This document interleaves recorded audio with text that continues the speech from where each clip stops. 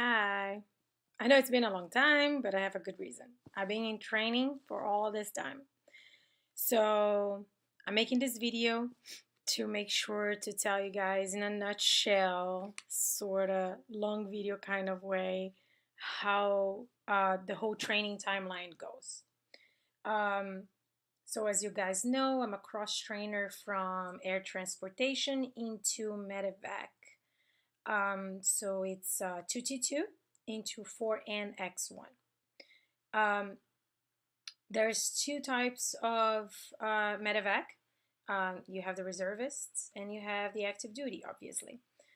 There's 31 bases that have medevac, in which I think about 5, don't quote me on that, but I think it's about 5 of them are active duty, and then all the other ones are reserves. All right. So I started my training in June 2017, right? We are almost November 2018. And then now finally I am almost done with it and I'm fully qualified on the job. All right. So let's see how it starts is both active duty and reserves have to go through the 4N school to become medical technician. So it's a 4NO school. And that takes 170 days, where 3 months are basically just for like classroom stuff. And they have 3 different phases, I want to say, like 3 segments. You're going to have nursing, you have an REMT, and then you have Air Force specifics. The thing with that training is that you need to actually pass the National Registry for EMT, and if you don't, you will be retrained into another career field, because for this career field you need to have your EMT license. And both active duty and reserves will go through this school to become technicians, and then that's where things get different. For active duty, once you finish the 4N school, you will go back to your hospital or med group, because to become a medevac on active duty for technicians, you need to first fulfill time in service. I don't quote me on that, but I think it's about maybe 3 to 4 years, or I don't know. You have to ask when you become a 4N and go to your clinic how long it is that you can shred out into medevac. But I'm pretty sure that you need to do some sort of like timing service as a technician before you can shred out from active duty. Now, as a reservist, you will right away just be assigned to a AE unit, and you will be medevac by the end of the training.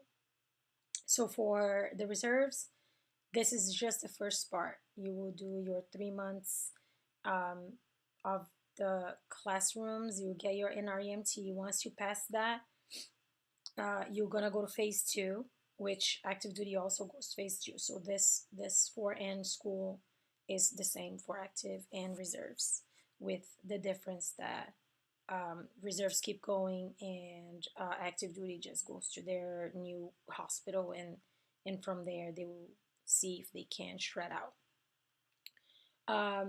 The phase 2 for this schooling is just hands-on. You're going to go to one of the hospitals that they will send you, and then you will be there for about six weeks, I want to say, and do the job that you learned in 4N. All of the EMT stuff, vaccines and IVs and all that stuff. So you can get, used to actually doing it on people before you actually go into your final destination career field. All right, and that's the first schooling. So it's 170 days for 4N, and then you gotta get out of there with an REMT and a CPR certification. Otherwise, it's a deal breaker for 4N. Okay, the lighting was crazy. All right. So after 4N, again, active duty goes their way. Reserves will keep going. So then you're gonna go to survival training. So survival, evasion, resistance, and escape, the infamous SEER. That's 24 days, and then you do water survival, which is 2 days. So they both are in the same location, so you're gonna be there for about 26 to 28 days, depending on the scheduling. For us reservists, it does happen that because some trainings can wash you out, so if you don't get the NREMT, for instance, you have to get retrained to another career field or go back to your old career field. So they tend not to schedule you right away for SEER until they know that you're graduating your first schooling. So you can be prepared to have some sort of breaking training, but depending on funding of the unit, they will try to keep you on a breaking training set of orders so you don't have to go back to your civilian job and then get like that whiplash of, oh, I'm back, oh, I'm leaving again, and all that stuff.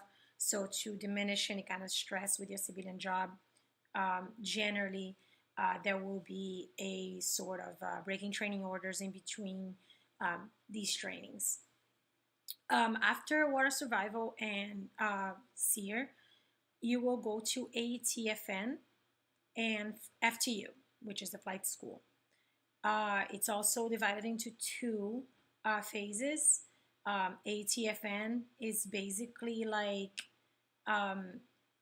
again, clinicals and getting to know the equipment that you're going to be flying with. And then FTU is more like actually what are you going to be doing. So you're going to have the learning experience of how to find regulations that you need to be aware of, and checklists and all that stuff to make sure that you can fly with your patients safely and within proper training. So you're going to learn all about the equipment on the first phase, which is AAT and FN. You're going to have all of the medics, the technicians, and you're going to have the flight nurses there as well as an FTU. Everybody just kind of moves together. It's just one school in the same location. First month is going to be AAT and FN, and then the second month you will be doing FTU. And then in the end of FTU, you will do your check ride so you can get out of there qualified to go back to your unit and start working. FTU AAT is about 78 days, and then you go back to your unit, and then you start MQT, which is Mission Qualification Training. Even though you're qualified through the schooling, your unit still will do exercises with you for that time so you can qualify as well with the unit. So at this point, I am qualified because I'm like about to finish my orders in less than a month. So I've done everything. That's why it took so long to do this video. But the MQT, or which is the mission qualification training or on-the-job training, can be as little as, I don't know, 60, 90 days, depending on funding, up to 140 days, depending on funding as well. I'm not sure if there could be more time, but you could expect that it's going to be a long time, like about 140, 100 and some days, because they need to do a lot. And during that time, you'll be flying with your unit, and you're going to be actually doing the job that you learned in FTU and AT, just with your unit and doing the same kind of training that you've been doing all this time. Here I am back to another room. So some things to keep in mind is when you finish FTU and MQT, you need to keep in mind that you will still have to keep your currency. So once you finish training, it's not over really. There's minimum requirements that you need to keep up to so you can keep flying with the unit. Some of those are like you need to fly at least once every quarter. You need to do certain medical training. You need to not let your national registry or VMTs expire. nor your CPR card. So if you are a civilian that has a very demanding job and you're thinking about going to this career field, take that in consideration, because you do have a whole lot that you still gotta keep up with after you're done with all of the training, and then you're gonna have to keep up with your regular civilian career and flying whenever possible and all that stuff. So keep in mind that this career field is very rewarding, it's very fun. You fly a lot, you go to places, but you still have a lot of work to do as far as keeping up your currencies. Um, for people who are thinking on not flying and just doing 4N, the training is only the very first schooling, 4NO, 170 days, uh, the NREMT and all that stuff. And then when you go back to your unit, you will be doing as little as 30, as long as 90 days of on-the-job training. And that's for reserves. Active duty, you just go to your unit and you'll be there and you will work. That's basically for active duty how it goes. As far as active duty for flyers, same thing. You're going to go through all this training that I just described, and instead of going through MQT like the reservists do, you're just going to go to your unit and then you're just going to start working and get deployed and do all that fun stuff.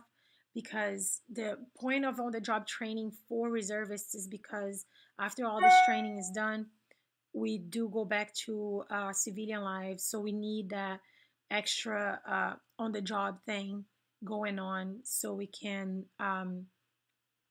have some more hands on.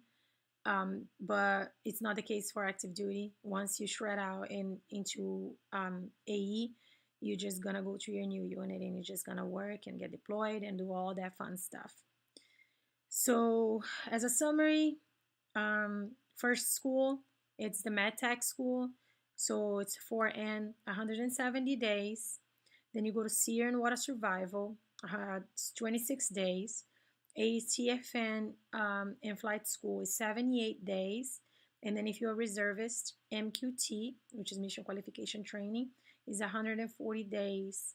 But that can depend on your unit and funding, how long they're going to give you. For active duty is going to be the same thing. After you do your time on your clinic or whatever, you're just gonna go to Sea or Survive or FTU, and then you're just gonna go to your new flying unit, and then that's that. If you're not thinking about being a flyer, as I said, you're just gonna get like 30 to 90 days, depends on your unit, your wanting or your timing, or how much you wanna do as far as the on-the-job training, as long as you get all your stuff done. So let me know if you guys have any more questions, and I hope this helped for a timeline. And then again, keep in mind, seriously keep in mind the fact that once you're done with the training, you still gotta keep up with your stuff and your currencies and all of that. So it's gonna be a second job, really. It's not gonna be a weekend warrior thing that people like to say about reservists, because this job requires a whole lot of currencies, and I love it. It's really cool. I really like this job. So I hope I helped out. If you have any questions, post it on the comments, and when I can, I will answer. And if it's a lot of people asking the same question, I'll just post a video about it. All right. Bye.